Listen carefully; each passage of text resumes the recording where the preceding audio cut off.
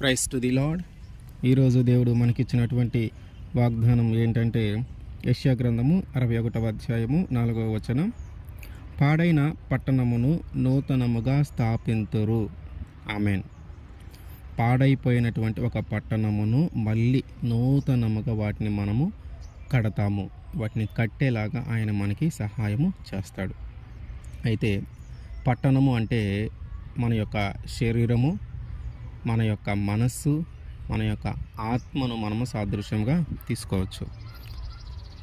పాడైపోయినటువంటి మన శరీరాన్ని కానీ, పాడైపోయినటువంటి మన మనస్సును కానీ, పాడైపోయినటువంటి మన యొక్క ఆత్మను కానీ ఆయన తిరిగి నూతనముగా స్థాపిస్తాడు, తిరిగి నూతనంగా ఏర్పాటు చేస్తాడు. పట్టణము అంటే మన యొక్క సంఘము కానీ, మనము నివసించేటటువంటి ప్రాంతము కానీ, మనము నివసించేటటువంటి ఊరిని కానీ మనం పట్టణంగా భావించవచ్చు. అంటే పాడైపోయినటువంటి మన ఊరిని కానీ, పాడైపోయినటువంటి మన ప్రాంతమును కానీ, పాడైపోయినటువంటి మన సంఘమును కానీ ఆయన తిరిగి నూతనంగా ఏర్పాటు చేయబోతూ ఉన్నాడు. అయితే ఒక పట్టణము అనేది ఎందుకు పాడైపోతుంది, ఒక పట్టణము అనేది ఎందుకు నాశనము చేయబడుతూ ఉంది అని కానీ మనం ఆలోచించినట్లయితే, ఒక పట్టణము పాడవటానికి ప్రాథమికంగా ఒక 4 కారణాలు ఉంటాయి. అవేంటంటే, ఆ పట్టణము చుట్టూ ఒక ప్రాకారము లేకపోవటం. అంటే ఆ పట్టణము చుట్టూ ఒక ప్రహరీ గోడ, ఒక ప్రాకారము లేదా ఒక సైనిక దళము ఆ పట్టణము చుట్టూ ఒక కాపలాలాగా, ఒక హద్దులాగా, ఒక సరిహద్దులాగా ఎవరు లేకపోవటం వల్ల. పూర్వకాలంలో అయితే రాజ్యము చుట్టూ కూడా ఒక ప్రాకారం కట్టించుకునేవాళ్ళు. చాలా ఎత్తుగా ఒక 20 అడుగులు 30 అడుగులు ఎత్తులో ఉండే ఒక గోడ పెద్దది కట్టించేవారు. దానిని బట్టి ఆ ప్రాకారానికి రక్షణ కలిగేది. ఇప్పుడు ఏం జరుగుతుంది, ఈ పట్టణము చుట్టూ ఈ ప్రాకారము లేకపోయినప్పుడు, ఈ పట్టణము చుట్టూ ఒక సరిహద్దులో, ఈ పట్టణం యొక్క సరిహద్దులో ఒక రక్షణ వలయము లేనప్పుడు, సైనికుల ద్వారా కానీ, భటుల ద్వారా కానీ ఒక రక్షణ వలయము ఏర్పాటు చేయనప్పుడు ఈ పట్టణము పాడైపోతుంది. రెండవది ఏంటంటే, ఆ పట్టణాన్ని పరిపాలించేటటువంటి అధికారి లేదా ఆ రాజ్యాన్ని పరిపాలించేటటువంటి రాజు ఎవరైతే ఉన్నారో, ఆ అధికారి మాట కానీ, ఆ రాజుగారి మాట కానీ, ఆ ప్రాంతంలో నివసించేటటువంటి ప్రజలు, అంటే ఆ పట్టణంలో నివసించే ప్రజలు కావచ్చు, ఆ రాజ్యంలో నివసించే ప్రజలు కావచ్చు, ఆ రాజు యొక్క మాట కానీ, ఆ అధికారి యొక్క మాట కానీ విననప్పుడు, ఎప్పుడైతే అధికారి మాట వినకుండా ఉంటారో, ఎప్పుడైతే ఆ రాజు మాట వినకుండా ఉంటారో, అప్పుడు ఆ పట్టణము నాశనము చేయబడుతుంది. మూడో కారణం ఏంటంటే, ఈ రాజ్యము మీదకి లేదా ఈ పట్టణము మీదకి వేరొక రాజ్యాన్ని పరిపాలించేటటువంటి రాజు దండెత్తినప్పుడు, దీన్ని ఆక్రమించుకోవాలని యుద్ధానికి వచ్చినప్పుడు కూడా ఈ పట్టణము నాశనం చేయబడుతుంది.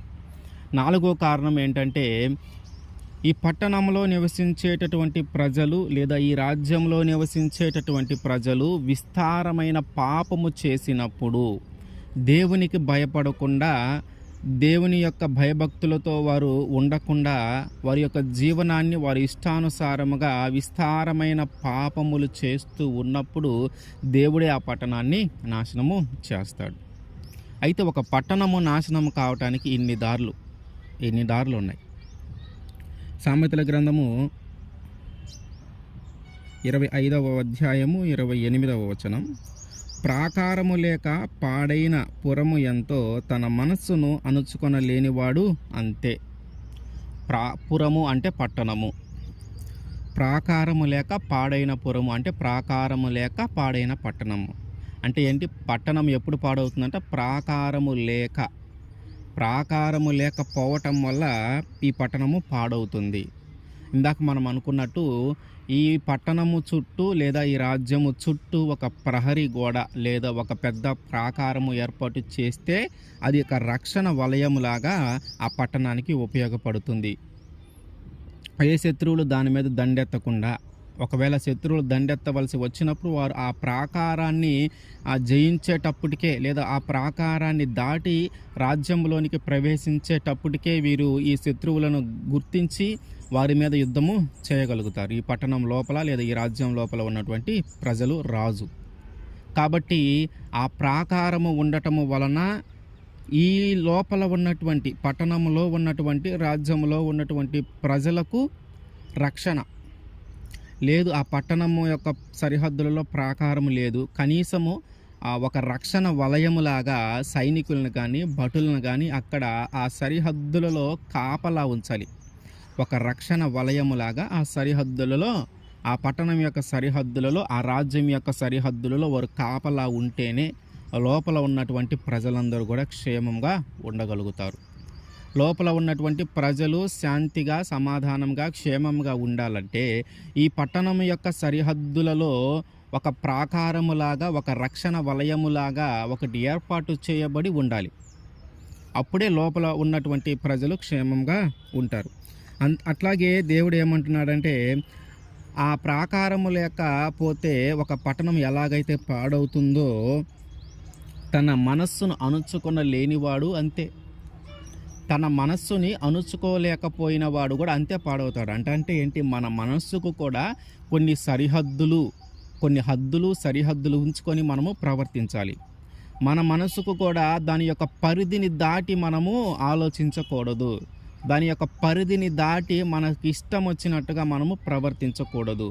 మనకి కూడా కొన్ని హద్దులు ఉన్నాయి, మనకి కూడా కొన్ని సరిహద్దులు ఉన్నాయి. ఆ సరిహద్దులలో మనము కూడా ఒక రక్షణ వలయాన్ని ఏర్పాటు చేసుకోవాలి. ఒక రక్షణ వలయాన్ని ఏర్పాటు చేసుకోవాలి. ఆ రక్షణ ఎవరంటే యేసుక్రీస్తు వారే. ఆ రక్షణ వలయం ఎవరంటే యేసుక్రీస్తు వారే. ఎప్పుడైతే ఆ రక్షణను పొందుకుంటావో, ఎప్పుడైతే నువ్వు బాప్తీసం తీసుకుంటావో, నువ్వు లోకంలో జీవించేటటువంటి వాటన్నిటికీ ఒక పరిధి ఏర్పడుతుంది, ఒక హద్దు ఏర్పడుతుంది, ఒక సరిహద్దు ఏర్పడుతుంది. ఆ హద్దు దాటి నువ్వు ప్రవర్తించలేవు, ఆ సరిహద్దు దాటి నువ్వు ప్రవర్తించలేవు. కాబట్టి నీ మనస్సుని అణుచుకొని, నీ మనసుకు ఒక హద్దుని, నీ మనసుకు ఒక సరిహద్దుని ఏర్పాటు చేసుకుంటే, ఈ సరిహద్దులలో ఒక రక్షణ వలయాన్ని, ఒక బాప్తీసాన్ని, ఒక రక్షణ కవచమును నువ్వు ఏర్పాటు చేసుకుంటే నీ మనసుకి, నీవు కూడా ఆ పట్టణము లాగా నాశనము కాకుండా రక్షింపబడతావు. ఆ పట్టణంలాగా నువ్వు ఎప్పుడు నాశనం అవుతావు, ఆ పట్టణంలాగా నువ్వు ఎప్పుడు పాడవుతావు అంటే, నీ మనసుకి ఒక హద్దు లేనప్పుడు, నీ మనసుకి ఒక హద్దు లేకుండా ఇష్టానుసారంగా నువ్వు ప్రవర్తిస్తూ ఉన్నప్పుడు, ఇష్టానుసారంగా నువ్వు ఆలోచిస్తూ ఉన్నప్పుడు, నీ మనసు ఏది ఆలోచిస్తే అది చేయటానికి ప్రయత్నించినప్పుడు అది మంచిదా చెడ్డదా అని ఆలోచించకుండా, అది పాపమా, ఇది ఎంత ఘోరమైన పాపం అని ఆలోచించకుండా, దానివల్ల మనకు కలిగే శిక్ష ఏంటి, ఆ పాపం వల్ల మనకు కలగబోతున్నటువంటి శిక్ష ఏంటని నువ్వు ఆలోచించకుండా, ఇది దేవునికి ఇష్టమైన పనే కాదని నువ్వు ఆలోచించకుండా, దేవుని యందు భయభక్తులు లేకుండా స్వేచ్ఛగా నీ ఇష్టానుసారంగా ఒక హద్దు దాటి నువ్వు ప్రవర్తిస్తూ ఉంటే ఖచ్చితంగా ఆ పట్టణం ఎలాగైతే నాశనము చేయబడుతూ ఉందో నీవు కూడా అలాగే నాశనము చేయబడతావు. ఆ పట్టణం ఎలా అయితే పాడైందో నీవు కూడా అట్లాగే పాడైపోతావు. కానీ నువ్వు ఎప్పుడు రక్షింపబడతావు అంటే, నీవు ఒక హద్దుని ఏర్పాటు చేసుకోవాలి. నీ మనసుకి ఒక హద్దుని ఏర్పాటు చేసుకోవాలి. నీ మనసుకు ఒక సరిహద్దుని ఏర్పాటు చేసుకోవాలి. నీ మనస్సుకి ఒక పరిధిని ఏర్పాటు చేసుకోవాలి. ఆ పరిధి దాటి నువ్వు ప్రవర్తించకూడదు, ఆ పరిధి దాటి నువ్వు వెళ్ళకూడదు, ఆ హద్దు మీరి నువ్వు ప్రవర్తించకూడదు, ఆ హద్దు మీరి నువ్వు మాట్లాడకూడదు, ఆ హద్దు మీరి నువ్వు నీ నోటి మాటలు చాలా జాగ్రత్తగా ఉంచుకోవాలి, ఆ హద్దు మీరి నీ చూపులు జాగ్రత్తగా ఉంచుకోవాలా, హద్దు మీరి నువ్వు ప్రవర్తించకూడదు. మరి హద్దు ఏంటి, ఆ సరిహద్దు ఏంటి, ఆ రక్షణ ఏంటంటే అది బాప్తీసమే. ఎప్పుడైతే నువ్వు రక్షణను అంగీకరిస్తావో, ఎప్పుడైతే నువ్వు బాప్తీసం తీసుకుంటావో, అప్పుడు నీ మనస్సుకి ఆ పరిధి ఏర్పాటు చేయబడి ఉంటుంది.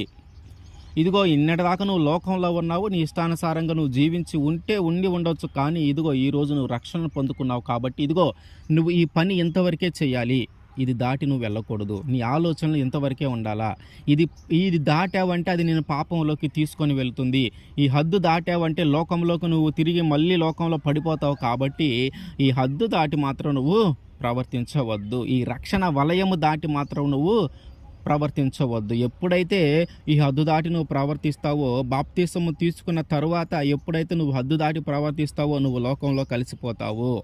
నువ్వు లోక పాపంలో కలిసిపోతావు. తిరిగి దాని నుంచి బయటికి రావటానికి నీ వల్ల కూడా కాదు. తిరిగి ఆ పాపంలో నుంచి బయటికి రావటానికి మన వల్ల కాదు. కాబట్టి ఒక పట్టణానికి ప్రాకారము లేకపోతే ఎంత పాడైపోతుందో, మన మనస్సునికి ఒక హద్దు ఏర్పాటు చేసుకోకపోతే, మన మనస్సుకి ఒక సరిహద్దు లేకపోతే, మన మనసుకు ఒక పరిధి లేకపోతే మనము కూడా అంతే పాడవుతాము. ఆ పరిధి ఏంటి, ఆ హద్దు ఏంటి, ఆ సరిహద్దు ఏంటి అంటే అది రక్షణ. ఆ రక్షణను ఎప్పుడైతే నువ్వు పొందుకుంటావో నీకు ఒక పరిధి ఏర్పడుతుంది. నీ చుట్టూ ఒక అగ్ని ఉంటుందన్నమాట. నువ్వు ఏ తప్పు చేయకుండా, ఏ పాపంలో పడిపోకుండా, నీకు రాబోతున్నటువంటి ఆపదల నుంచి, నీకు కలగబోతున్నటువంటి ప్రమాదాల నుంచి ఏ అంధకార సంబంధమైన శక్తి కూడా నిన్ను తాకకుండా నీ చుట్టూ ఒక అగ్నిని దేవుడు ఏర్పాటు చేసి ఉంచుతాడు. నువ్వు ఒక్కడవే ఉండవు. నీ చుట్టూ నువ్వు ఎక్కడికి వెళ్ళినా నీ చుట్టూ ఒక అగ్నిని ఉంచుతాడు. నీ చుట్టూ ఒక ప్రహరీని ఉంచుతాడు దేవుడు. నీ చుట్టూ ఒక పరిధి రూపంలో, ఒక హద్దు రూపంలో ఒక అగ్నిని ఏర్పాటు చేస్తాడు. ఏ సాతాను శక్తులు నిన్ను తాకకుండా, ఏ ప్రమాదము నిన్ను తాకకుండా, ఏ అపాయము నీ దగ్గరికి రాకుండా నీ చుట్టూ ఒక అగ్నిని ఉంచుతాడు. ఒక పట్టణానికి ఎట్లాగైతే చుట్టూ ప్రాకారాన్ని ఉంచుతాడో అట్లాగే నీ చుట్టూ ఒక అగ్ని నుంచి నువ్వు ఎక్కడికి వెళ్ళినా అగ్ని నీ చుట్టూనే ఉంటుంది. ఏది నీ దాకా రాకుండా, ఏ ప్రమాదము నీ దగ్గరికి చేరకుండా అగ్ని ఎప్పుడు కాపాడుతూనే ఉంటుంది. ఆ రక్షణ వలయాన్ని మనము ఏర్పాటు చేసుకోవాలా. ఆ రక్షణ వలయాన్ని మనం ఎప్పుడు ఏర్పాటు చేసుకోగలమంటే మన జీవితాన్ని ఆయనకి సమర్పించినప్పుడు. మనం ఎప్పుడైతే రక్షణను పొందుకుంటామో, ఎప్పుడైతే బాప్తిసం పొందుకొని ఆయనకి ఇష్టానుసారంగా మనం జీవిస్తామో, ఆయన చిత్తానుసారంగా మనం జీవిస్తామో, అప్పుడు ఆ అగ్ని వలయము మన చుట్టూ ఏర్పాటు చేయబడి ఉంటుంది. బాప్తిసం తీసుకోగానే వలయం ఏర్పడదు. బాప్తిసం తీసుకున్నాక కూడా ఆయన చిత్తానుసారంగానే నువ్వు జీవించాలా, ఆయన ఇష్టానుసారంగానే నీవు జీవించాలా. ఆయనకి వ్యతిరేకంగా నువ్వు జీవించకూడదు. ఆయన యందు భయభక్తులు కలిగి నువ్వు జీవిస్తూ ఉన్నప్పుడు నీ మీద నమ్మకము, నీ మీద విశ్వాసం ఆయనకి కలిగితే నువ్వు చేస్తున్నటువంటి భక్తి నీ చుట్టూ ఒక అగ్నిని ఏర్పాటు చేస్తుంది. నువ్వు చేస్తున్నటువంటి భక్తి ద్వారా నీ చుట్టూ దేవుడు ఒక అగ్నిని ఏర్పాటు చేస్తాడు. అట్లాంటి ప్రాకారము కావాలా మనకి. ఆ ప్రాకారము ఎప్పుడైతే నీ చుట్టూ ఏర్పాటు చేయబడి ఉంటుందో అప్పుడు ఆ పట్టణము పాడైనా సరే నీవు మాత్రము పాడవు. ఆ పట్టణము నాశనము చేయబడినా సరే నీవు మాత్రము నాశనము చేయబడవు. ఇదే అగ్ని మన యొక్క సంఘానికి కూడా ఉండాలి. మనము వెళుతున్నటువంటి ఆ సంఘములో కూడా ఈ అగ్ని మన సంఘము చుట్టూ ఉండాలి. ఎప్పుడు ఉంటుందంటే మన సంఘం అంతా కూడా దేవుని చిత్తానుసారంగా జీవిస్తూ ఉన్నప్పుడు, మన సంఘం అంతా కూడా దేవుని చిత్తాన్ని జరిగిస్తూ ఉన్నప్పుడు, ఆయనకి ఇష్టలుగా మనము ప్రవర్తిస్తూ ఉన్నప్పుడు, ఆయన సువార్తను మనం ప్రకటిస్తూ ఉన్నప్పుడు, మన సంఘంలో అందరూ కూడా బాప్తిసం పొందుకొని రక్షణ అనుభవాన్ని పొందుకొని మనము జీవిస్తూ ఉంటే మన సంఘము చుట్టూ కూడా ఆ అగ్ని అనే వలయము చుట్టూ ఉంటుంది. అట్లాగే మనము నివసించే ప్రాంతం కావచ్చు, మనం ఉన్నటువంటి ఊరు కావచ్చు, ఏదైనా సరే ఆ ఊరి చుట్టూ కూడా అగ్ని ఉండాల.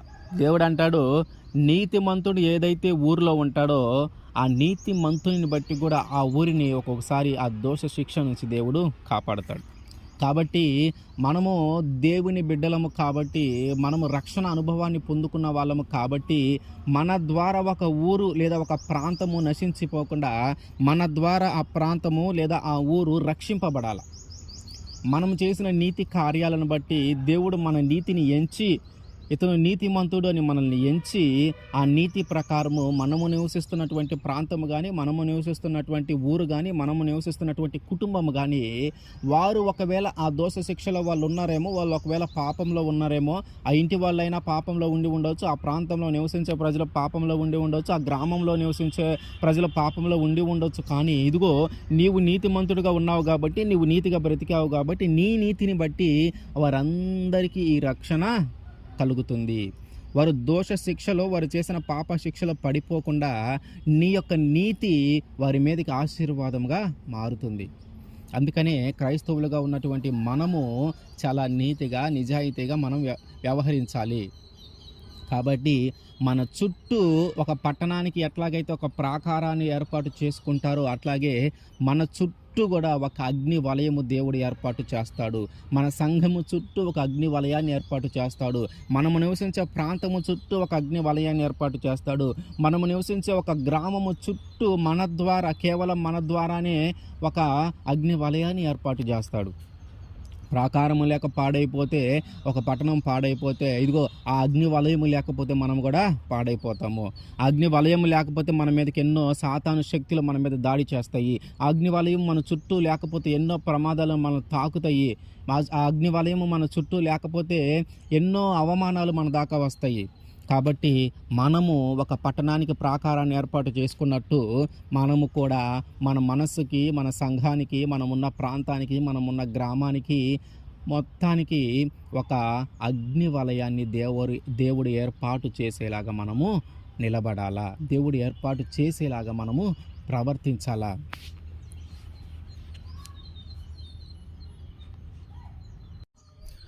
మత్తయి సువార్త 22వ అధ్యాయము 7వ వచనం. కాబట్టి రాజు కోపపడి తన దండ్లను పంపి ఆ నరహంతకులను సంహరించి వారి పట్టణమును తగులబెట్టించెను. రాజుకి కోపం వచ్చింది. ఆ రాజ్యాన్ని పరిపాలించేటటువంటి రాజుకి ఆ రాజ్యంలో ఉన్నటువంటి ప్రజలు ఆయన మాట వినకపోవటాన్ని బట్టి కోపం వచ్చింది. రాజు ఒక విందును ఏర్పాటు చేసి దానికోసము కొంచెం ఆ గ్రామంలో లేదా ఆ రాజ్యంలో ఉన్నటువంటి గొప్పవారిని అందరినీ ఆ విందుకు ఆహ్వానము పంపించాడు. అయితే చాలామంది ఆ విందు రెడీ అయ్యింది, ఆ విందు సిద్ధం చేయబడి ఉంది అని చెప్పి భటులని పిలిపించి ఎవరెవరికైతే ఆహ్వానం పంపించాడో వారందరినీ విందుకు రమ్మని చెప్పటానికి ఆ భటులను పంపిస్తే వాళ్ళ దగ్గరికి వెళ్తే వాళ్ళు ఒక్కొక్కరు ఒక్కొక్క కారణము చెప్తా ఉన్నారు. ఏమని? ఇదిగో ఒక ఆయనేమో పొలం కొన్నాను, నేను పొలం చూడటానికి వెళ్ళాలి. ఒక ఆయనేమో నేను పెళ్లి చేసుకున్నాను, పెళ్లి చేసుకోబోతున్నాను, ఆ పని మీద నేను వెళ్తున్నాను అని ఇట్లా ఒక్కొక్కరు ఒక్కొక్క కారణము చెప్పి ఆ విందుకు ఆహ్వానం పొందిన వారు ఎవరు కూడా విందుకి రాలా. కొంతమంది అయితే ఆ విందుకు పిలవటానికి ఎవరైతే వచ్చారో వాళ్ళని అపహాస్యము చేసి పంపించారు. ఇవన్నీ ఆ రాజు గమనించాడు.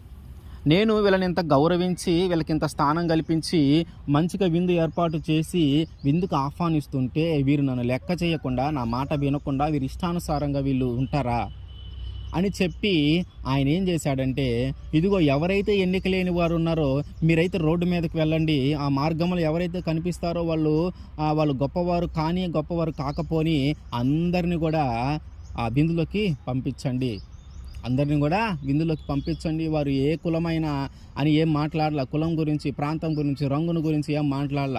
ఎవరు ఉంటే వాళ్ళని పంపించండి. వాళ్ళు ఆఖరికి వైకల్యం కలిగిన వాళ్ళైనా సరే ఆ విందులోకి పిలిపించండి, వీళ్ళ సంగతి నేను చూస్తానని చెప్పి ఎవరైతే ఆయన మాటను ధిక్కరించారో, ఎవరైతే ఆయన పిలిస్తే రానన్నారో వాళ్ళందరిని ఆయన సంహరించాడు. అంటే ఏంటి? ఇక్కడ రాజు ఎవరైతే ఉన్నారో, ఆ రాజ్యాన్ని పరిపాలించేటటువంటి రాజు ఎవరైతే ఉన్నారో ఆ రాజు మాట ఆ ప్రజలు వినల. ఎక్కడి ప్రజలు? ఆయన రాజ్యంలో ఉన్న ప్రజలే. ఆయన పరిపాలిస్తున్నటువంటి రాజ్యంలో, ఆయన పరిపాలిస్తున్నటువంటి పట్టణంలో ఉన్న ప్రజలే ఆయన మాట వినలా. మరి రాజు చూస్తూ ఊరుకుంటాడా?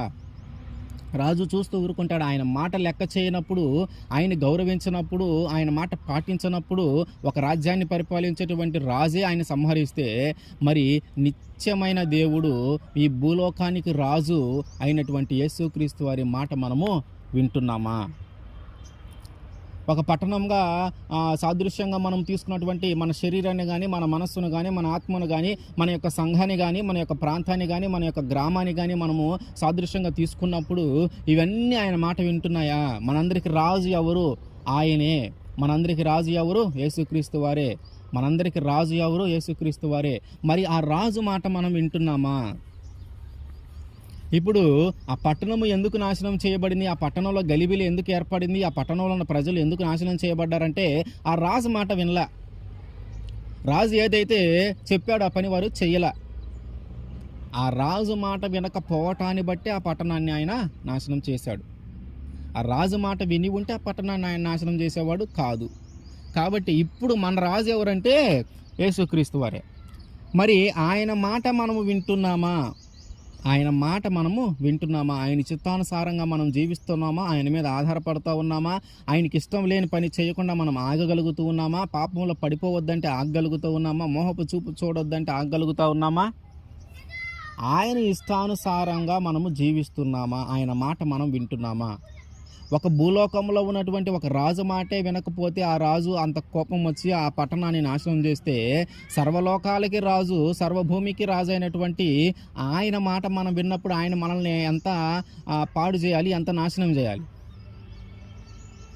ఒక రాజు భూమిని పరిపాలించేటటువంటి ఒక రాజు ఒక గ్రామాన్ని లేదా ఒక రాజ్యాన్ని, ఒక చిన్నపాటి రాజ్యాన్ని పరిపాలించేటటువంటి రాజు మాట వినకపోతేనే ఆ పట్టణంలో ఉన్న ప్రజల్ని నాశనం చేస్తే, ఆ పట్టణంలో ఉన్న ప్రజలను చంపేస్తే, ఆ పట్టణాన్ని నాశనం చేస్తే, మరి సర్వలోకాలకి రాజు అయినటువంటి మన యేసుక్రీస్తు వారి మాట మనం విననప్పుడు ఆయన మనల్ని ఎంతగా నాశనం చేయాలి?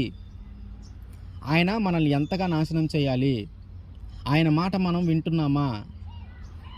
ఆయన మాట మనం మనిషిగా ఉన్నటువంటి ఒక రాజే ఆయన మాట విననప్పుడు కోపం వచ్చి వాళ్ళందరినీ సంహరిస్తే, దేవుడు సర్వలోకానికి రాజు, రాజులకు రాజు అయినటువంటి ఆ రాజు మాట మనం విననప్పుడు ఆయన మనల్ని ఏ విధంగా సంహరించాలి? ఆయన మనల్ని ఏ విధంగా నాశనం చేయాలి?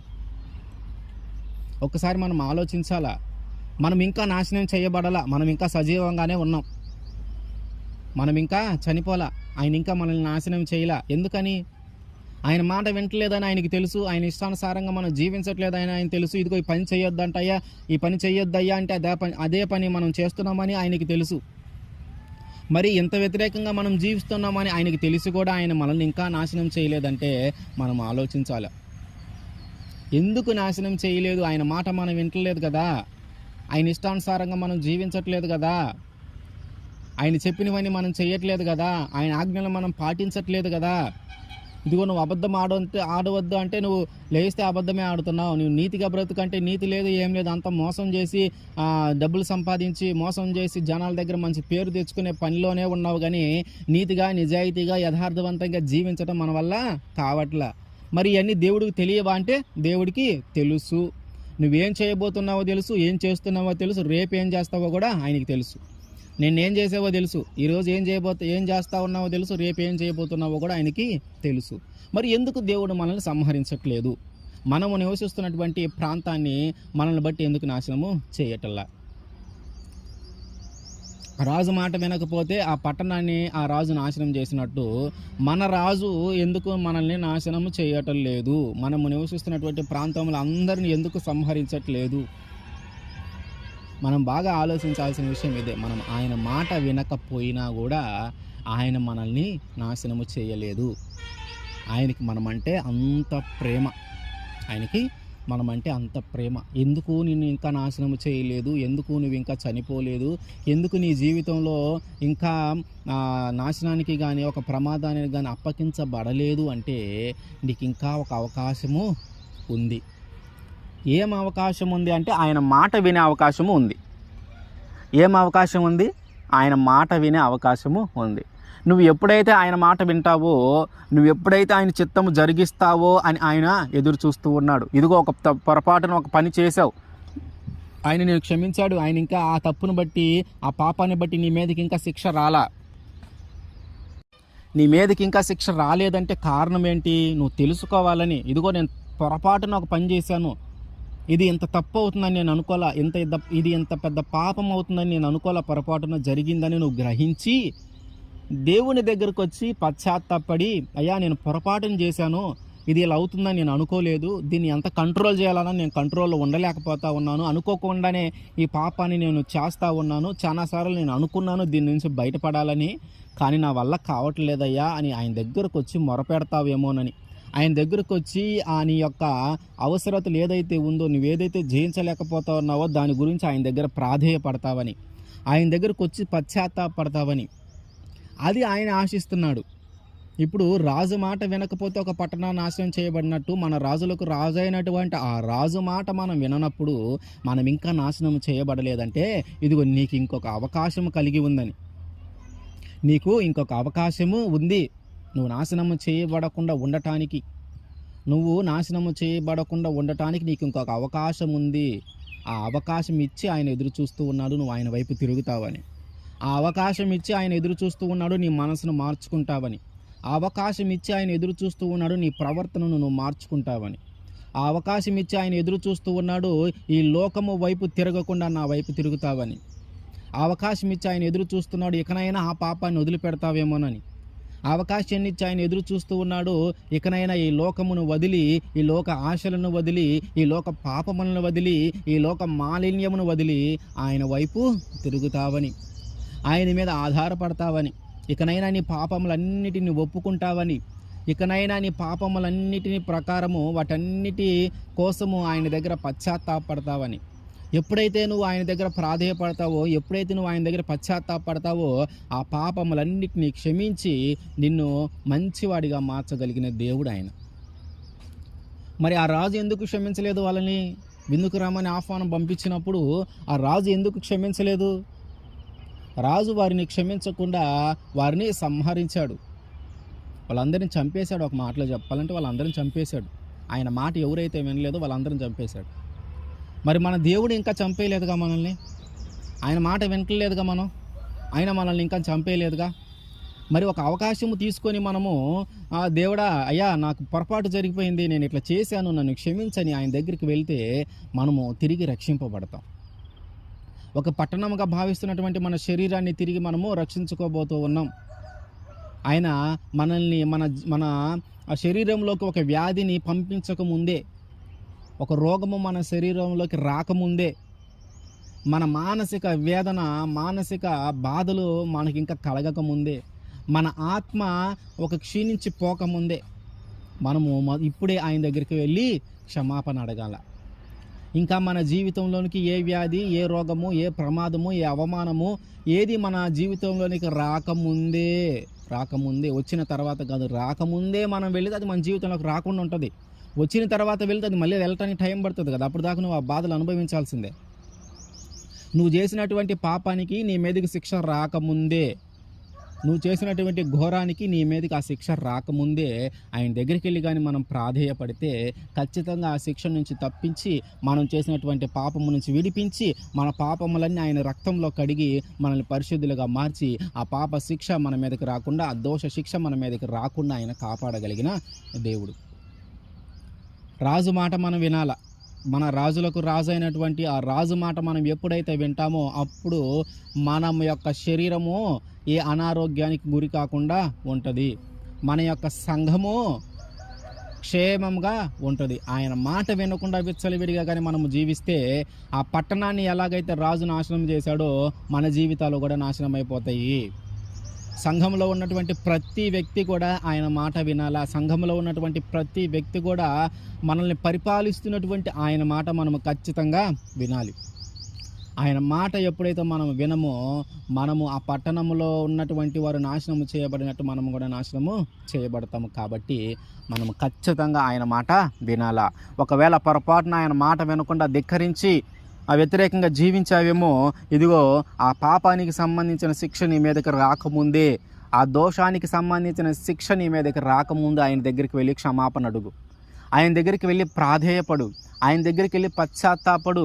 అయ్యా పొరపాటును చేశాను, ఇంకెప్పుడు చెయ్యను, ఇదిగో నేను ఈ పాపాన్ని జయించలేకపోతా ఉన్నాను, నాకు సహాయం చెయ్యి, ఇదిగో ఎన్నోసార్లు అనుకున్నాను నేను ఈ తప్పు చేయకూడదు అని, కానీ అక్కడికి వెళ్ళి నాకు ఆటోమేటిక్గా నేను ఆ పాపంలో పడిపోతా ఉన్నాను. ఆయన దగ్గరికి వెళ్ళి ప్రాధేయపడితే ఆయన ఖచ్చితంగా మనకి సహాయం చేయగలిగిన దేవుడు. మన రాజు మాట మనం వినాలా. మనల్ని పరిపాలించేటువంటి ఆ సర్వలోకానికి రాజు అయినటువంటి ఆ రాజు మాట మనం వింటే మన పట్టణము నాశనము చేయబడదు, మన పట్టణము నాశనము చేయబడదు. ఆదికాండము 19వ అధ్యాయము 13వ వచనం. మేము ఈ చోటు నాశనము చేయవచ్చితిమి, వారిని గూర్చిన మొర యెహోవా సన్నిధిలో గొప్పదాయను గనుక దానిని నాశనము చేయుటకు యెహోవా మమ్మును పంపెనని చెప్పగా.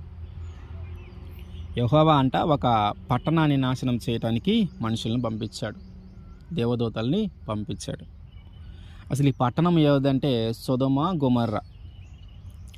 ఈ సొదొమ గొమొర్రా పట్టణాన్ని ఎందుకు నాశనం చేయాలనుకున్నాడంట? దానిని గూర్చిన మొర యెహోవా సన్నిధిలో బహు గొప్పదాయను అంట. ఏమని మొర వచ్చింది దానికి? ఏమని మొరపెడుతున్నారు ఆ పట్టణం గురించి అంటే, ఆ పట్టణములో ఎవరైతే మోసపోయారో వారందరూ ఆయనకు మొరపెడుతున్నారు. ఇదిగో ఈ పట్టణం వల్ల నన్ను మోసం చేశారు, ఈ పట్టణం వల్ల నన్ను మోసం చేశారు అని.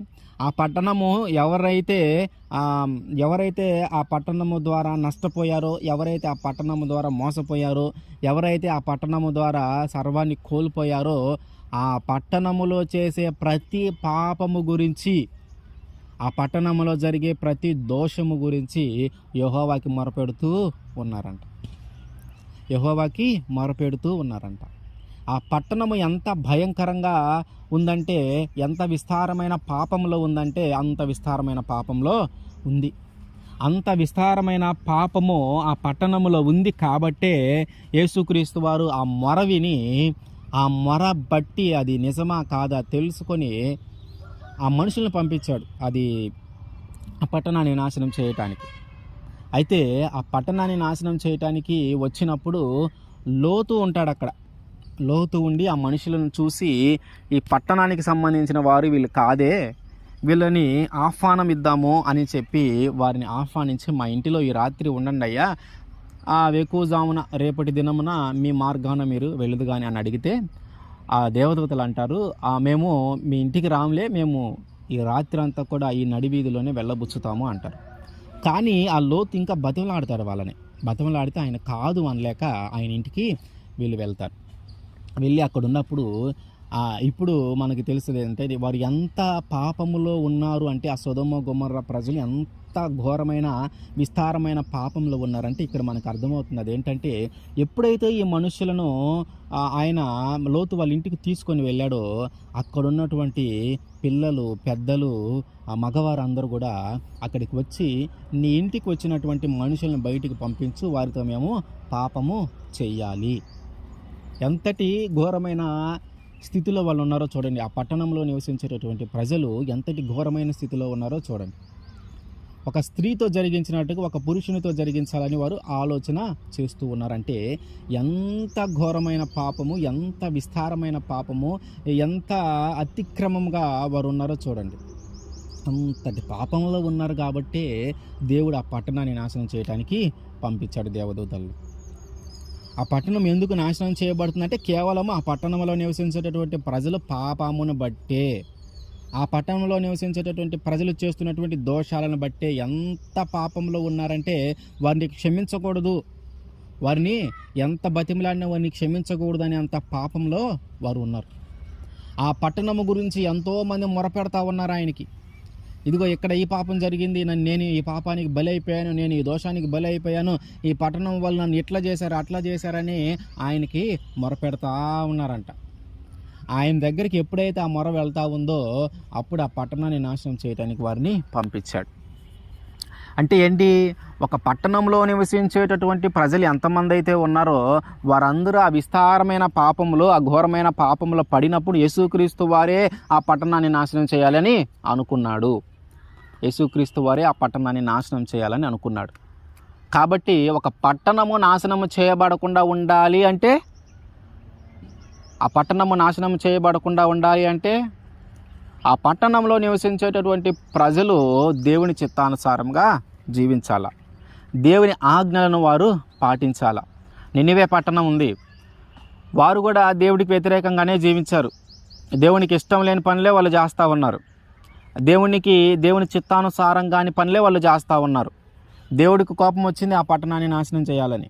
కానీ ఆయనకు ఒక ప్రేమ, ఎందుకంటే వీళ్ళందరూ నా ప్రజలు, వీళ్ళందరూ నా కొడుకులు, నా కూతురు లాంటి వాళ్ళు, వీళ్ళని నేను ఎలా నాశనం చేయగలనని యోనాను పంపించాడు. ఇదిగో యోనా, నువ్వు వెళ్ళి ఆ పట్టణం వాళ్ళు ఇంత ఘోరమైన పాపంలో ఉన్నారు కాబట్టి వాళ్ళందరికీ ఒక హెచ్చరిక చెయ్యి, ఈ పట్టణము తొందరలోనే నాశనం కాబోతుంది, కాబట్టి మీరందరూ మారు మనసు పొందండి, మీరందరూ దేవుడు ఎవరో తెలుసుకోండి, మీరందరూ దేవుడి దగ్గరకు వచ్చి మీ తప్పులను మీరు ఒప్పుకోండి అని ఒక ప్రకటన చెయ్యి. అంటే అక్కడ ఉన్న వాళ్ళు ఏమైనా సామాన్యులా? వారు అంత పాపంలో ఉన్నారంటే ఆ చెప్పడానికి వెళ్ళిన వ్యక్తిని కూడా వాళ్ళు చంపేసినా ఆశ్చర్యపోవాల్సిన పని లేదు. కాబట్టి యోనా నేను వెళ్ళలేనని ఆయన తప్పించుకుంటూ వెళ్తూ ఉంటాడు. కానీ చివరికి దేవుడు తీసుకొచ్చి నినివే పట్టణం కూడా వదిలిపెడతాడు.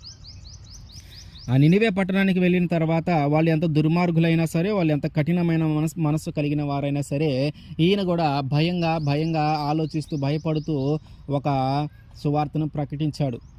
ఇదిగో నినివే పట్టణంలో నివసించేటటువంటి ప్రజలారా, మీరందరూ ఘోరమైన పాపంలో ఉన్నారు.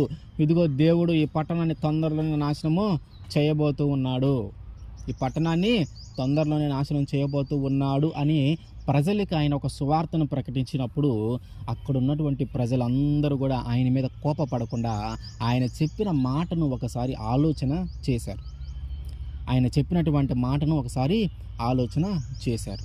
కానీ సొదొమ గొమొర్రాలో ఆ పట్టణంలో నివసించేటటువంటి ప్రజలకి ఇంత అవకాశము దొరకల. వారు చెప్తే వినే స్టేజ్లో కూడా వాళ్ళు లేరు. ఒక మాట చెప్తే ఆలకించే పరిస్థితిలో కూడా వాళ్ళు లేరు. ఎంత ఘోరమైన పాపంలో ఉన్నారంటే అంత ఘోరమైన పాపంలో వాళ్ళు ఉండిపోయారు. దాని నుంచి బయటికి వాళ్ళు రావటల్లా. ఎప్పుడైతే యోనా వెళ్ళి నినివే పట్టణంలో ఆ సువార్తను ప్రకటించాడో అక్కడ ఉన్నటువంటి ప్రజలందరూ కూడా ఆయన మాటను ఆలకించి, ఆయన మాటను విని, ఆయన మాటను ఎంతమంది అయితే విన్నారో దాని గురించి ఒకసారి ఆలోచన చేశారు. అవును కదా, మనం ఇట్లాంటి పాపంలో ఉన్నాము, దేవుడు మన పట్టణాన్ని నాశనం చేయబోతూ ఉన్నాడు. మరి ఈ పట్టణము నాశనం చేయబడకుండా ఉండాలి, ఏం చేయాలి మనం? ఈ పట్టణము నాశనము చేయబడకుండా ఉండాలి, మనం ఏం చేయాలి అని ఒకరొకరు అనుకుంటా ఉంటే ఆ యోనా ప్రకటించినటువంటి సువార్త చిన్నగా చిన్నగా ఆ పట్టణాన్ని పరిపాలించేటటువంటి రాజు దగ్గరికి వెళ్ళింది. ఆ రాజు కూడా ఆ మాట విని ఆ యోనాని చంపాలని కానీ యోనాని కొట్టాలని కానీ ఆయన ఆలోచించలా. సాధారణంగా ఎవరైనా మీరందరూ నాశనం చేయబడబోతున్నారు, మీరందరినీ దేవుడు చంపేయబోతున్నాడని ఎవరన్నా అంటే అపశకునపు మాటలు మాట్లాడాడని వాడిని చంపుతారు, అపశకునపు మాటలు మాట్లాడాడని వాడిని కొడతారు. కానీ ఆ సమయంలో ఆ రాజ్యాన్ని ఆ పట్టణాన్ని పరిపాలించేటటువంటి రాజు యోనా చెప్పిన మాట ఆలకించాడు. ప్రజలందరూ ఎట్లాగైతే ఆయన చెప్పిన మాట విని ఒక ఆలోచన చేసుకొని ఉన్నారో రాజు కూడా ఒక ఆలోచన చేసి ఉంచాడు. ఆయన మాట విన్నాడు. ఆయన మాట విని ఆయన చెప్పింది ఆలోచించి ఒక నిర్ణయం తీసుకున్నారు. ఇదేంటంటే ఈ పట్టణం అంతా కూడా పాపంతో నిండిపోయింది కాబట్టి, ఈ పట్టణం అంతా కూడా దేవునికి వ్యతిరేకంగా జీవిస్తూ ఉంది కాబట్టి, ఈ పట్టణం అంతా కూడా దేవుని యందు భయభక్తులు లేకుండా ఎవరి ఇష్టానుసారంగా వాళ్ళు పాపము చేస్తూ ఉన్నారు కాబట్టి, ఇదిగో ఈ రోజు నుంచి ఎవరు ఏ తప్పు చేయటానికి లేదు. తర్వాత ఈ రోజు నుంచి అందరూ కూడా ఉపవాసం ఉండాలి. ఉపవాసం ఎందుకు ఉండాలంటే మనము చేసిన దోషాలన్నిటిని బట్టి, మనము చేసిన పాపాలన్నిటిని బట్టి ఆయన దగ్గరికి వెళ్ళి, ఎవరైతే మనం పట్టణాన్ని నాశనం చేయబోతూ ఉన్నారో ఆయన దగ్గరికి వెళ్ళి మనం ప్రాధేయపడదాము, మన తప్పులను ఒప్పుకుందాము, ఉపవాసం ఉండి ఆయనకి మనము ప్రార్థన చేద్దాము. ఆఖరికి పశువులకు కూడా మీరు నీరు పెట్టొద్దు. మీరు తినటమే కాదు, మీరు తినకుండా ఉండటమే కాదు, మనుషులకు ఉన్నటువంటి మీరు తినకుండా ఉండటమే కాదు, మీ ఇళ్లలో ఉన్నటువంటి పశువులకు కూడా నీరు కూడా మీరు పెట్టొద్దు, అవి కూడా ఉపవాసం ఉండాలి. ఎంత కఠినమైన నిర్ణయం తీసుకున్నారో చూడండి. వారి యొక్క పట్టణాన్ని వారు రక్షించుకోవటానికి, వారి యొక్క పట్టణాన్ని వారు కాపాడుకోవటానికి, దేవుడు విధించబోతున్నటువంటి ఆ దోష శిక్ష నుంచి ఆ పట్టణాన్ని తప్పించటానికి, ఆ పట్టణాన్ని రక్షించటానికి వారు తీసుకున్న నిర్ణయం చూడండి ఎంత కఠినంగా ఉందంటే, మనుషులతో పాటు మూగ జీవాలైనటువంటి వాటికి కూడా ఆహారము లేకుండా ఉపవాసం ఉంచారు. అంటే ఏంటి? ఆ పట్టణంలో జీవం కలిగిన ప్రతి ఒక్కటి ఉపవాసం ఉన్నట్టే. మనకు ఉపయోగము ఉన్నటువంటి కీటకాలు ఇట్లాంటి చిన్న చిన్నవి కాకుండా మన మనుషులు, అట్లాగే మనుషులకు ఉపయోగపడేటువంటి ఎద్దులు, ఆవులు, ఇట్లా వీటికి సంబంధించి ఇవన్నీ కూడా ఉపవాసంలో ఉన్నాయి. ఇవన్నీ ఉపవాసములో ఉండి దేవుని దగ్గర ప్రాధేయపడి ఏడ్చి బతిమలాడుకొని పశ్చాత్తాపడి, అయ్యా మేము పాపం చేశాం, మమ్మల్ని క్షమించు, మేము పాపం చేశాం, మమ్మల్ని క్షమించు, ఇదిగో నీకు ఇష్టం లేని పనులు ఎన్నో చేశాం, మమ్మల్ని క్షమించు, నీకు ఇష్టానుసారంగా మేము జీవించలేదు, మమ్మల్ని క్షమించు, ఇదిగో మా పట్టణం మీదకు రాబోతున్నటువంటి ఆ ప్రమాదం నుంచి మమ్మల్ని విడిపించు, మా పట్టణం మీద ఉన్నటువంటి దోష శిక్ష నుంచి మమ్మల్ని విడిపించు, ఇదిగో మమ్మల్ని సంహరించవద్దు, మా పట్టణాన్ని నాశనం చేయవద్దని ఆ పట్టణము మొత్తము ఒకటే మొర, ఆ పట్టణము మొత్తం అందరూ కలిసి ప్రార్థన చేస్తూ ఉన్నారు. దేవుడు ఎంత సంతోషపడి ఉండాలా? దేవుడు ఆ మొర విన్నప్పుడు వారందరూ కలిసి ప్రార్థన చేస్తున్నప్పుడు దేవుడికి ఎంత సంతోషం కలిగి ఉండాలి. ఎందుకంటే పాపములోనే ఉండి నీవు మరణించడం ఆయనకి ఇష్టం లేదు. ఆయన నిన్ను సంహరించాలని నీ దగ్గరికి వచ్చినా నువ్వు కానీ నీ తప్పు ఒప్పుకొని, నువ్వు కానీ నీ పాపాన్ని ఒప్పుకొని పశ్చాత్తాపడి ఆయన వైపు తిరిగావంటే ఆయన భలే సంతోషపడతాడు నీ విషయంలో. అందుకని అంటాడు, ఒక పాపి మారు మనసు పొందితే అంట పరలోకంలో ఒక గొప్ప కార్యము జరిగినట్టుగా భావిస్తారంట. పరలోకంలో ఒక గొప్ప సంతోషం కలిగినట్టుగా భావిస్తూ ఉంటారంట. అంటే నువ్వు చేసిన పాపానికి, నువ్వు చేసిన దోషాలన్నిటికీ ఆయన దగ్గర ఒప్పుకుంటే అంట, ఆయన దగ్గర పశ్చాత్తాపడి ఆ పాపాలన్నిటిని వదిలిపెట్టితే అంట, నీకు ఇక్కడ కనిపించదు కానీ అక్కడ పరలోకంలో ఒక గొప్ప సంతోషము, ఒక గొప్ప ఆనందము కలుగుతుందంట. ఇదిగో పలానా వ్యక్తి పాపము నుంచి విడిపించబడ్డాడు, పలానా వ్యక్తి పాపము నుంచి విడిపించబడి దేవుని సన్నిధికి నడిపించబడుతూ ఉన్నాడనే విషయము భలే సంతోషాన్ని కలుగజేస్తుందంట పరలోకంలో. నినివే పట్టణము నాశనం చేయబడకుండా ఉండటానికి కారణం ఏంటంటే, వారందరూ ఉపవాసం ఉండి మొరపెట్టారు. వారందరూ ఉపవాసం ఉండి మొరపెట్టారు. ఏమని మొరపెట్టారు? వారు చేసిన తప్పులను వారు ఒప్పుకున్నారు, వారు చేసిన పాపముని వారు ఒప్పుకున్నారు, వారు చేసిన దోషాలను వారు ఒప్పుకొని ఆయన్ని బతిమలాడుకున్నారు. మా పట్టణాన్ని నాశనం చేయొద్దయ్యా, మా పట్టణాన్ని నాశనం చేయొద్దయ్యా అని. దేవుడు సంతోషపడి ఆ పట్టణాన్ని నాశనము చేయలేదు. ఎందుకంటే వారి తప్పును వారు తెలుసుకున్నారు కాబట్టి. వారి తప్పును ఎప్పుడైతే వారు తెలుసుకొని ఆయన దగ్గర ప్రాధేయపడ్డారో, దేవుడు కూడా ఆ పట్టణం మీదకి రావాల్సినటువంటి శిక్షను రానివ్వకుండా వారందరికీ క్షేమాన్ని ఇచ్చాడు. మన జీవితంలో కూడా అంతే. మనము ఒక పాపములో పడిపోతూ ఉన్నామంటే, ఒక దోషంలో పడిపోయామంటే, వాటన్నిటిని బట్టి తిరిగి మనం ఆయన దగ్గరికి రావాలా. వాటన్నింటిని బట్టి ఆయన దగ్గరికి మనం ఎప్పుడైతే వస్తామో, ఆయన దగ్గర ఎప్పుడైతే మనం ప్రాధేయపడతామో, ఆయన దగ్గర ఎప్పుడైతే మనం పశ్చాత్తాపడతామో, మనం చేసిన పాపాలను బట్టి, మనం చేసిన దోషాలను బట్టి, మనం చేసిన మోసాలను బట్టి, మనం చేసిన వ్యభిచారాన్ని బట్టి, మనం చేసిన దొంగతనాలను బట్టి, మనం మాట్లాడిన అసభ్యకరమైన మాటలను బట్టి ఎప్పుడైతే మనం ఆయన దగ్గరికి వచ్చి పశ్చాత్తాపడతామో, అప్పుడు ఆయన ఆ పశ్చాత్తాపడటము చూసి మన మీద ఉన్నటువంటి ఆ పాపములన్నిటి నుంచి మనల్ని విడిపించి మనల్ని పరిశుద్ధులుగా మారుస్తాడు. మనము ఎప్పుడు నాశనం చేయబడకుండా ఉంటామంటే మన పాపాన్ని మనము ఒప్పుకున్నప్పుడు. ఒక పట్టణము, నినివే పట్టణము ఎప్పుడు నాశనం చేయబడలేదంటే, వారందరూ కలిసి వారి పాపాలను ఒప్పుకొని ఉపవాసం ఉండి ప్రార్థన చేశారు కాబట్టి వారి పట్టణము నాశనం చేయబడకుండా ఉంది. అట్లాగే మనము కానీ మన సంఘము కానీ నాశనం చేయబడకుండా ఉండాలి అంటే, మనము నివసించే ప్రాంతం కానీ, మనం నివసించే గ్రామం కానీ నాశనం చేయబడకుండా ఉండాలంటే, మన శరీరం కానీ, మన ఆత్మ కానీ, మన మనస్సు కానీ, మన కుటుంబం కానీ నాశనం చేయబడకుండా ఉండాలంటే, ఏ దోషంలో నువ్వు ఉన్నావో, ఏ పాపంలో నువ్వు ఉన్నావో, వేటిని ఇంకా జరిగిస్తూ ఉన్నావో, ఆయనకి ఇష్టం లేని పనులు ఏవైతే చేసి ఉన్నావో, ఆయన మీద భయం లేకుండా చేసిన పనులు ఏవైతే ఉన్నాయో, అవన్నీ ఆయన దగ్గరకు వచ్చి మనం ఒప్పుకోవాలా. ఎప్పుడైతే నువ్వు వాటన్నిటిని ఒప్పుకుంటావో అప్పుడు ఆయన ఆ పట్టణాన్ని రక్షించినట్టు నిన్ను కూడా ఆయన రక్షిస్తాడు. అప్పుడు ఆయన ఆ పట్టణాన్ని రక్షించినట్టు నీ ఆత్మను ఆయన రక్షిస్తాడు. అప్పుడు ఆయన ఆ పట్టణాన్ని రక్షించినట్టు నీ కుటుంబాన్ని ఆయన రక్షిస్తాడు. ఆ పట్టణాన్ని రక్షించినట్టు నీ సంఘాన్ని ఆయన రక్షిస్తాడు. ఆ పట్టణాన్ని రక్షించినట్టు నువ్వు నివసించేటువంటి ప్రాంతాన్ని ఆయన రక్షిస్తాడు. ఆ పట్టణాన్ని రక్షించినట్టు నువ్వు నివసిస్తున్నటువంటి ఆ గ్రామాన్ని ఆయన రక్షిస్తాడు.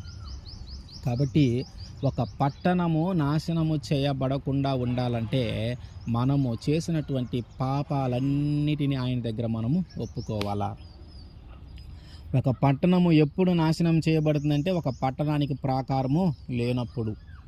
ఒక పట్టణం ఎప్పుడు నాశనం చేయబడుతుందంటే, ఆ పట్టణాన్ని పరిపాలించేటటువంటి రాజు మాట ఆ పట్టణంలో ఉన్నటువంటి ప్రజలు విననప్పుడు. ఒక పట్టణం ఎప్పుడు నాశనం చేయబడుతుందంటే, ఆ పట్టణంలో ఉన్నటువంటి ప్రజలు విస్తారమైన ఘోరమైన పాపంలో ఉన్నప్పుడు. మరి ఆ పట్టణం ఎప్పుడు రక్షింపబడుతుంది, ఆ పట్టణము నూతనంగా ఎప్పుడు స్థాపించబడుతుందంటే, ఆ ప్రాకారము, ఆ రక్షణ వలయము ఎప్పుడైతే ఏర్పాటు చేయబడి ఉంటుందో, ఆ రక్షణ వలయము మన మనస్సుకి కానీ, మన శరీరానికి కానీ, మన ఆత్మకు కానీ, మన సంఘానికి కానీ, మన ప్రాంతానికి కానీ, మన ఊరికి కానీ ఎప్పుడైతే ఒక రక్షణ వలయం ఏర్పాటు చేయబడి ఉంటుందో, ఆ పాడైనటువంటి ఆ పట్టణమును నూతనముగా ఆయన స్థాపిస్తాడు. రాజు మాట మనము వింటే, రాజులకు రాజైనటువంటి ఆ రాజు మాట మనం వినినప్పుడు మన పట్టణము పాడవకుండా క్షేమంగా ఉంటుంది. మనము చేసినటువంటి పాపాలన్నీ కూడా ఆయన దగ్గర మనం ఎప్పుడైతే ఒప్పుకుంటామో, మనం చేస్తున్నటువంటి దోషాలన్నీ ఎప్పుడైతే మనం ఒప్పుకుంటామో, అప్పుడు ఆ పట్టణము నాశనము చేయబడకుండా నూతనంగా స్థాపించబడుతుంది. ఆ పాడైనటువంటి ఆ పట్టణం అంతా కూడా తిరిగి ఆయన నూతనంగా ఏర్పాటు చేస్తాడు. కాబట్టి మనకి, మన శరీరానికైనా, మన ఆత్మకైనా, మన మనస్సుకైనా మనము ఒక ప్రాకారాన్ని, ఒక రక్షణ వలయాన్ని ఏర్పరచుకోవాలి. మన రాజులకు రాజైనటువంటి ఆ రాజు మాట మనం వినాలి. మనము చేస్తున్నటువంటి పాపాలన్నిటిని ఆయన సన్నిధిలో మనం ఒప్పుకోవాలి. అప్పుడు మనము రక్షింపబడతాము. అప్పుడు మనం పాడైన పట్టణములను నూతనముగా స్థాపించగలుగుతాము. ఆ పాడైన పట్టణములన్నిటిని నూతనంగా స్థాపించగలిగే సామర్థ్యాన్ని, ఆ తెలివిని, ఆ జ్ఞానాన్ని ఆయన మనకి దయచేస్తాడు. మన చేతనే, మన ద్వారానే ఆయన ఆ పాడైన పట్టణములను నూతనంగా స్థాపించేలాగా చేస్తాడు. ఆమేన్.